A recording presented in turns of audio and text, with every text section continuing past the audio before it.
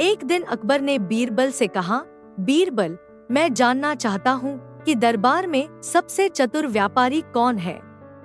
तुम मुझे यह बताओ कि कौन व्यापारी सबसे अधिक समझदार है। बीरबल ने सोचा और कहा, जहांपनाह, मैं एक परीक्षण करूंगा जिससे हमें पता चल सकेगा कि दरबार में सबसे चतुर व्यापारी कौन है। बीरबल ने एक व्यापारी के सामने एक चुनौती रखी। उसने व्यापारी से कहा, मैं तुम्हें एक विशेष वस्तु देने जा रहा हूँ। यदि तुम इसे सही मूल्य पर बेच सको और अच्छा लाभ कमा सको तो तुम सबसे चतुर व्यापारी माने जाओगे। बीरबल ने व्यापारी को एक साधारण पत्थर दिया और कहा, इस पत्थर का मूल्य तुम्हें ठीक से बताना होगा और इसे बेचकर अच्छा लाभ कमाना होगा। व्यापारी ने पत्थर को देखा और सोचा, यह पत्थर तो बहुत साधारण है, लेकिन मुझे इसे बेचकर लाभ कमाना है। व्यापारी ने एक विशेष पैकेजिंग की और पत्थर को पवित्र और जादुई पत्थर के रूप में प्रचारित किया। उसने इसे लोगों को यह कहकर बेचा कि इस पत्थर के पास विशेष शक्तियां हैं जो किसी भी समस्या को हल कर सकती हैं। लोगों ने इस पत्थर को खरीदने के लिए बहुत उत्सुकता दिखाई और व्यापारी ने बड़ी मात्रा में लाभ कमाया। उसने इस पत्थर को एक उच्च मूल्य पर बेचा और अकबर को रिपोर्ट दी कि उसने बहुत अच्छा लाभ कमाया है। अकबर ने पूछा, तुमने कैसे सोचा कि इस साधारण पत्थर को इतना मूल्यवान बना दिया? व्यापारी ने उत्तर दिया, जहांपनाह, यह पत्थर स्वयं में मूल्यवान नहीं था, लेकिन मैंने इसे एक विशेष कहानी और विश्वास के साथ पेश किया। लोगों ने इस पत्थर में विश्वास किया और इसे खरीद लिया। अकबर ने बीरबल की ओर देखा और कहा, तुम्हारे द्वारा यह चुनौती एक सही परीक्षण साबित हुई। यह दिखाता है कि व्यापार में सफलता केवल वस्त्रों या उत्पादों पर नहीं, बल्कि उन्हें प्रस्तुत करने के तरीके पर भी निर्भर करती है। बीरबल ने मुस्कुराते हुए कहा, जहांपनाह, व्यापारी ने अपनी बुद्धिमत्ता और रचनात्मकता का उपयोग करके साधारण चीज को मूल्यवान बना दिया। यही चतुर व्यापारी की पहचान होती है। इस कहानी से यह सीख मिलती है कि व्यापार में सफलता केवल वस्तुओं के मूल्य पर नहीं होती, बल्कि उन वस्तुओं को प्रस्तुत करने और उनकी मार्केटिंग पर भी निर्भर करती है। एक चतुर व्यापारी अपनी बुद्धिमत्ता और रचनात्मकता का उपयोग करके साधारण चीजों को भी मूल्यवान बना सकता है। एक दिन अकबर ने अपने दरबार में घोषणा की, मेरे राज्य में एक नई कानून बनाने की जरूरत है। यह कानून बताना चाहिए कि अगर कोई व्यक्ति पागल हो जाता है तो उसे किस प्रकार से समझा जाए। दरबार में सभी दरबारी इस पर चर्चा करने लगे। कुछ ने कहा कि पागल लोगों को इलाज की जरूरत होती है, जबकि कुछ ने कहा कि उन्हें समझदारी से पेश आना चाहिए। अकबर ने बीरबल से कहा, बीरबल, तुम एक ऐसा समाधान पेश करो जो सभी को संतुष्ट कर सके। बीरबल ने सोचा और एक योजना बनाई। उसने घोषणा की कि वह एक विशेष पार्टी आयोजित करेगा और दरबार के सभी लोगों को आमंत्रित करेगा। पार्टी के दिन बीरबल ने एक सजावट और रंग-बिरंगे वस्त्र पहने हुए एक व्यक्ति को बुलाया और उसे पागल का रोल निभाने के लिए कहा। जब लोग पार्टी में पहुंचे तो उन्होंने देखा कि पागल व्यक्ति अजीब तरह से व्यवहार कर रहा था, बेतुकी बातें कर रहा था और अजीब हरकतें कर रहा था। बीरबल ने सबको कहा कि यह व्यक्ति पागल है और इसका इलाज किया जाना चाहिए। इसके बाद बीरबल ने कहा, अब आप सबको देखना होगा कि इस पागल व्यक्ति के साथ आप किस तरह से पेश आते हैं। लोग धीरे धीरे पागल व्यक्ति के पास गए और उन्होंने उसके साथ सहानुभूति और धैर्यपूर्वक बात की। उन्होंने उसे समझाने की कोशिश की और उसे सहज महसूस कराने का प्रयास किया। पागल व्यक्ति ने धीरे धीरे सामान्य व्यवहार करना शुरू किया। अकबर ने देखा कि पागल के साथ समझदारी और सहानुभूति से पेश आने से वह व्यक्ति सामान्य स्थिति में लौट आया। बीरबल ने कहा, जहांपनाह, यह दिखाता है कि पागल लोगों के साथ समझदारी और धैर्यपूर्वक पेश आना सबसे अच्छा तरीका है। अकबर ने बीरबल की बुद्धिमत्ता की सराहना की और कहा, तुमने सही समाधान प्रस्तुत किया। यह दिखाता है कि पागल लोगों को केवल इलाज की नहीं, बल्कि समझदारी और सहानुभूति की भी जरूरत होती है। इस कहानी से यह सीख मिलती है कि पागलपन या मानसिक स्वास्थ्य समस्याओं से निपटने के लिए केवल चिकित्सा या बाहरी उपचार की आवश्यकता नहीं होती, बल्कि समझदारी, धैर्य और सहानुभूति भी महत्वपूर्ण हैं। यह समझदारी और सहानुभूति किसी भी व्यक्ति की स्थिति को बेहतर बनाने में मदद कर सकती है। एक दिन अकबर ने बीरबल से कहा, बीरबल, मेरे राज्य में एक साधु आया है जो खुद को बहुत बड़ा संत और चमत्कारी बता रहा है। लोग उसकी पूजा कर रहे हैं और उसकी चमत्कारी शक्तियों के बारे में बात कर रहे हैं। मुझे लगता है कि यह साधु एक धोखेबाज हो सकता है। क्या तुम उसकी सच्चाई का पता लगा सकते हो? बीरबल ने कहा, जहांपनाह, मैं इस साधु के बारे में जानने का प्रयास करूंगा। बीरबल ने साधु के पास जाकर उसे चुनौती दी कि वह एक विशेष परीक्षण से गुजर सके। साधु ने खुशी खुशी स्वीकार कर लिया और बीरबल ने उसे एक चुनौती दी। बीरबल ने साधु से कहा, आपके पास यदि सचमुच चमत्कारी शक्तियां हैं, तो आप एक सिक्का हवा में उछालकर इसे गिना सकते हैं और बताएं कि यह कितना है। साधु ने सोचा कि यह एक आसान चुनौती है और उसने सिक्का उछाल दिया। लेकिन बीरबल ने जानबूझकर सिक्का गिनने के बजाय उसे हवा में उछालने का आदेश दिया और फिर उसे साधु की तरफ फेंक दिया। साधु ने हवा में सिक्का देखा और उसे गिनने का प्रयास किया, लेकिन उसने ऐसा नहीं किया। बीरबल ने पूछा, क्या आप अब भी यह जान सकते हैं कि सिक्का कितना है? साधु ने हिचकिचाते हुए कहा, मैं केवल अपनी शक्तियों से असाधारण काम कर सकता हूँ, लेकिन यह परीक्षण मेरे लिए कठिन है। बीरबल ने मुस्कुराते हुए कहा, यह परीक्षण सरल था। एक सच्चा साधु और चमत्कारी व्यक्ति किसी भी चुनौती को स्वीकार कर सकता है, लेकिन जब यह सिर्फ दिखावा होता है तो व्यक्ति झूठ बोलने लगता है। अकबर ने बीरबल की बात सुनी और कहा, तुमने सही साबित किया कि साधु एक धोखेबाज था। उसकी चमत्कारी शक्तियां केवल एक दिखावा थी। इस कहानी से यह सीख मिलती है कि जो लोग अपनी शक्तियों और क्षमताओं का दिखावा करते हैं, वे अक्सर केवल आडंबर होते हैं। सच्ची क्षमताएं और ज्ञान कठिन परीक्षणों के दौरान ही स्पष्ट होते हैं। हमें केवल दिखावे से प्रभावित नहीं होना चाहिए, बल्कि सत्यता और वास्तविकता को समझने का प्रयास करना चाहिए। एक दिन अकबर ने अपने दरबार में घोषणा की, मैं जानना चाहता हूँ कि मेरे राज्य के लोग कितने ईमानदार हैं। मैं चाहता हूँ कि आप सब एक परीक्षण में भाग लें। बीरबल ने सुना और कहा, जहांपनाह, मैं एक योजना बनाऊंगा।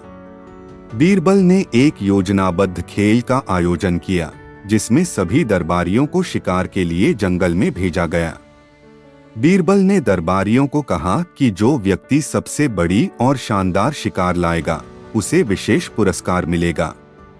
दरबारियों ने जंगल में शिकार पर जाने के बाद बीरबल ने कुछ विशेष वस्तुओं को जंगल में छुपा दिया और यह घोषणा की कि जो भी व्यक्ति झूठ बोलेगा, उसे इस जंगल में एक वस्तु छुपी हुई मिलेगी। सभी दरबारी जंगल में गए और शिकार करने लगे। कुछ समय बाद एक दरबारी ने बीरबल के पास आकर कहा, मैंने एक बहुत बड़ी शिकार की है। लेकिन बीरबल ने देखा कि उसके पास केवल एक छोटी सी चीज थी। बीरबल ने कहा, अगर तुम सच में शिकार लाए हो तो तुम यह छोटी सी चीज क्यों लेकर आए हो? दरबारी ने उत्तर दिया, मैंने वास्तव में बड़ी शिकार की है, लेकिन रास्ते में ही सब छूट गया। बीरबल ने चुपचाप उसे बाहर भेजा और एक और दरबारी को बुलाया। दूसरे दरबारी ने भी झूठ बोला और अपने शिकार का सच नहीं बताया। ऐसा ही दूसरे दरबारियों के साथ भी हुआ। अंत में बीरबल ने सभी दरबारियों को वापस बुलाया और कहा, आप सबने झूठ बोला और अपनी शिकार की सच्चाई नहीं बताई। मैंने जंगल में एक वस्तु छुपाई थी और जो व्यक्ति झूठ बोलेगा, उसे वह वस्तु मिलेगी। जब बीरबल ने जंगल से वस्तुएं निकाली तो उन्होंने पाया कि सभी दरबारी वास्तव में झूठे थे और उन्होंने अपनी शिकार को बढ़ा चढ़ाकर प्रस्तुत किया था। अकबर ने बीरबल की योजना को सराहा और कहा, तुमने सबको सही तरीके से साबित किया कि झूठ बोलना और दिखावा करना केवल आत्मप्रेरणा का संकेत होता है। इस कहानी से यह सीख मिलती है कि झूठ बोलना और दिखावा करना अंततः हमारी सच्चाई को उजागर कर देता है। सच्चाई और ईमानदारी की हमेशा सराहना होती है और किसी भी प्रकार के दिखावे से बचना चाहिए। एक दिन अकबर ने अपने दरबार में एक नई योजना की घोषणा की। उसने कहा, मेरे महल के तालाब में एक विशेष प्रकार की मछली है। मैं चाहता हूँ कि यह मछली केवल एक विशेष रंग की हो। दरबारी सोच में पड़ गए कि ऐसा कैसे संभव हो सकता है, लेकिन बीरबल ने सोचा कि यह एक चुनौती है जिसे उसे हल करना चाहिए। बीरबल ने अकबर से कहा, जहां पनाह, मैं इस चुनौती को स्वीकार करता हूँ। बीरबल ने महल के तालाब में जाकर देखा कि मछलियाँ सामान्य रंग की थी।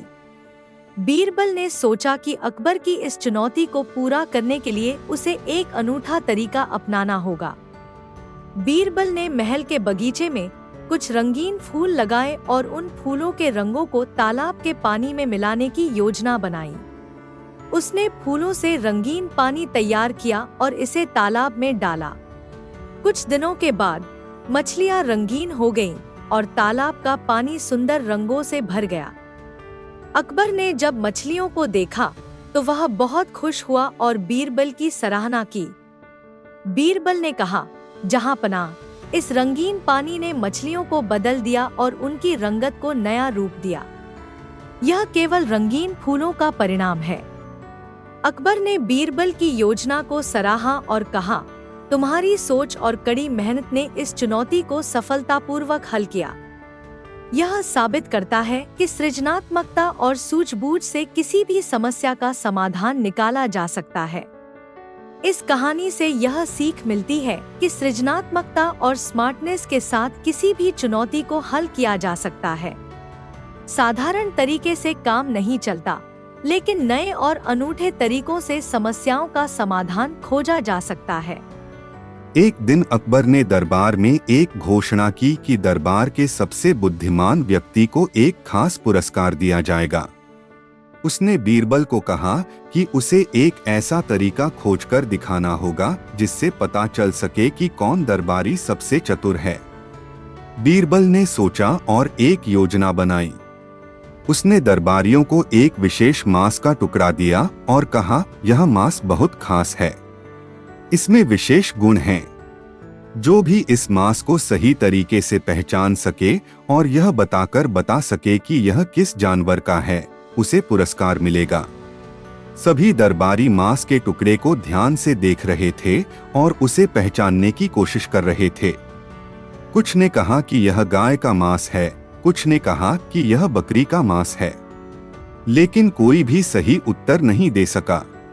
फिर बीरबल ने एक दरबारी को बुलाया और कहा, तुम इसे पहचानने की कोशिश करो। दरबारी ने मांस को ध्यान से देखा और फिर कहा, यह मांस बहुत खास है, मैं नहीं जानता कि यह किस जानवर का है। बीरबल ने मुस्कुराते हुए कहा, तुमने सही जवाब दिया है। यह मांस दरअसल एक विशेष प्रयोग से तैयार किया गया है और इसमें कोई असली जानवर नहीं है। यह केवल यह दिखाने के लिए था कि चतुर व्यक्ति वह होता है जो जानता है कि क्या नहीं पता है। अकबर ने इस पर हंसते हुए कहा, बीरबल, तुम्हारी योजना ने साबित कर दिया कि चतुर व्यक्ति वह है जो अपनी सीमाओं को समझे और सत्यता को स्वीकार करे। इस कहानी से यह सीख मिलती है कि चतुरता केवल ज्ञान और पहचान में नहीं बल्कि सच्चाई को स्वीकार करने और अपनी सीमाओं को जानने में भी होती है। सही उत्तर स्वीकार करना और अपनी गलतियों को मान लेना भी एक बड़ी चतुराई है। एक दिन अकबर ने दरबार में घोषणा की कि उसके महल में एक महत्वपूर्ण और मूल्यवान गहना चोरी हो गया है। उसने अपने सभी दरबारियों को बुलाया और उन्हें यह चुनौती दी कि वे चोर को ढूंढ निकालें। अकबर ने कहा, जो भी इस चोर को ढूंढेगा उसे विशेष पुरस्कार मिलेगा। बीरबल ने सोचा और एक योजना बनाई। उसने सभी दरबारियों को एक परीक्षा देने का सुझाव दिया। बीरबल ने कहा, आप सभी को एक कमरे में बुलाया जाएगा जहां पर गहनों की एक संदूक रखी जाएगी। सभी को अपनी बारी में संदूक को खोलने और गहनों को देखने की अनुमति दी जाएगी। जब सब दरबारी कमरे में पहुंचे और अपनी बारी में संदूक खोलने लगे, तो बीरबल ने एक विशेष प्रकार के पानी का छिड़काव कमरे में किया। यह पानी खास था जो किसी भी व्यक्ति की सच्चाई को प्रकट कर सकता था। सभी दरबारी संदूक को खोलने और गहनों को देखने के बाद बाहर आए। बीरबल ने बताया कि पानी ने दरबारियों की छवियां कैप्चर कर ली हैं और उसकी मदद से वह जान सकता है कि कौन चोर था। दरबारी चकित हो गए और डर गए। बीरबल ने एक दरबारी को विशेष रूप से संदूक के पास देखा और उसे चोर के रूप में पहचान लिया। दरबारी ने बीरबल से कहा, मैंने तो सिर्फ संदूक को देखा था, मैंने कोई चोरी नहीं की। बीरबल ने मुस्कुराते हुए कहा, चोर वह होता है जो संदूक के पास से ही अपने इरादे दिखाता है। तुम्हारी झलक से पता चलता है कि तुम चोरी करने की योजना बना चुके थे, इसलिए तुम्हें चोर माना जाता है। अकबर ने बीरबल की बुद्धिमत्ता की सराहना की और कहा, तुम्हारी योजना ने साबित कर दिया कि सच्चा चोर वह होता है जो अपनी छवि और इरादों से खुद को प्रकट करता है। इस कहानी से यह सीख मिलती है कि सच्चाई और इरादे हमेशा प्रकट होते हैं। किसी भी अपराध या झूठ को छिपाना असंभव होता है और अंततः सच्चाई सामने आ ही जाती है। एक दिन अकबर अपने दरबार में गर्मी से परेशान था और उसने बीरबल से पूछा, बीरबल, तुम जानते हो कि गर्मी का मुकाबला करने के लिए हमें क्या करना चाहिए? बीरबल ने सोचा और एक योजना बनाई। उसने अकबर से कहा, जहांपनाह, मैं एक ऐसा उपाय सुझाता हूँ जिससे आपको गर्मी से राहत मिलेगी। अकबर ने उत्सुकता से पूछा, वह क्या उपाय है? बीरबल ने कहा, आपको एक विशेष समारोह आयोजित करना होगा। इसमें मैं और कुछ लोग विशेष वस्त्र पहनेंगे और एक खेल खेलेंगे।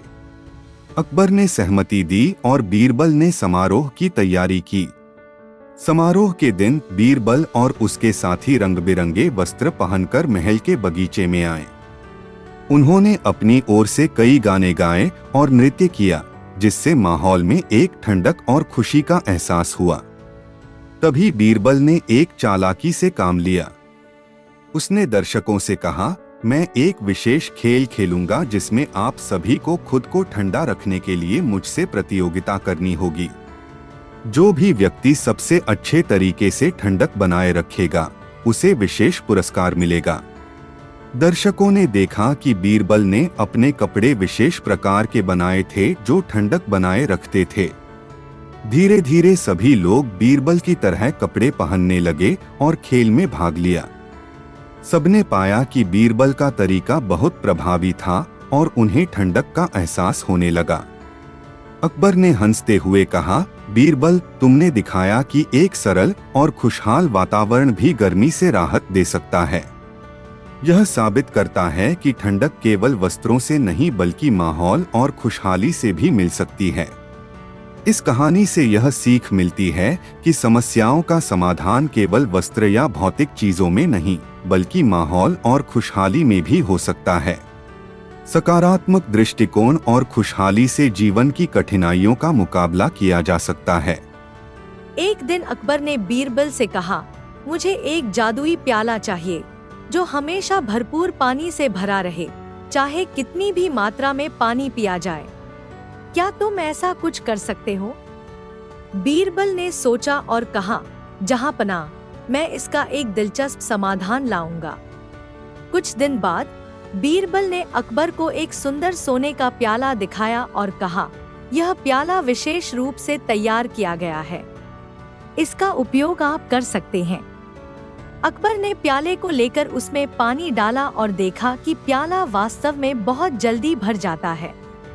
लेकिन अकबर ने देखा कि प्याले से पानी धीरे धीरे बाहर भी निकल रहा है।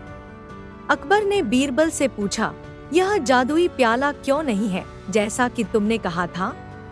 बीरबल ने मुस्कुराते हुए जवाब दिया, जहांपनाह, यह प्याला वास्तव में जादुई नहीं है। इसका उद्देश्य आपको एक महत्वपूर्ण सीख देना है हमें यह समझना चाहिए कि किसी भी चीज को अत्यधिक उपयोग करने से वह धीरे धीरे नष्ट हो सकती है। अकबर ने इस उत्तर को सुना और समझ गया कि बीरबल ने उसे एक महत्वपूर्ण सबक सिखाया था। उसने कहा, बीरबल, तुम्हारी योजना ने मुझे यह सिखाया कि किसी भी वस्तु का अत्यधिक उपयोग नुकसान कर सकता है और हमें संतुलित तरीके से उपयोग करना चाहिए। इस कहानी से यह सीख मिलती है कि किसी भी वस्तु या संसाधन का अत्यधिक उपयोग उसकी दीर्घकालिक उपयोगिता को प्रभावित कर सकता है। संतुलित और सोच समझकर उपयोग करना सबसे अच्छा होता है।